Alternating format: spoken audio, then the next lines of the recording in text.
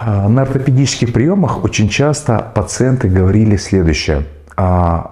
Появляется боль в пояснице, когда сижу, стою, а когда ходит, боль меньше.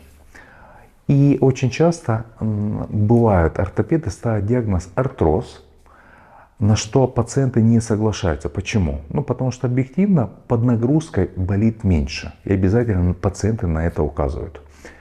Что может быть на самом деле?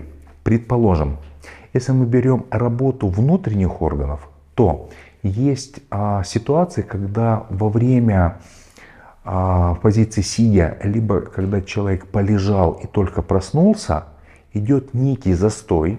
И когда мы походили, это касается отдела илиоцекального клапана, когда отдел, где тонкий кишечник переходит в тонкий, в толстый. Если идет застой, человек подвигался, застой уходит и становится легче. Это одна из причин, если мы берем боли в пояснице, ассоциированные с нарушением функции органа. Другой вариант. Есть связки на уровне L5-S1. Это там, где последний поясничный позвонок переходит в крестец.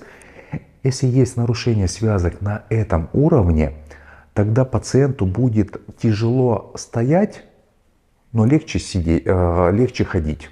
Он вам об этом скажет. Другой вариант.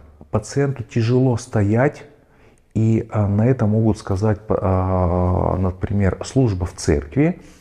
Пациенту тяжело стоять.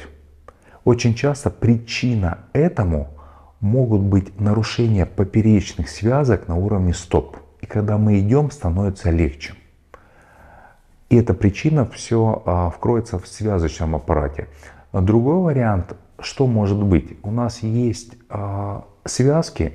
Если одна из связок перерастянута, то есть еще одна, как минимум одна связка, которая ее компенсирует.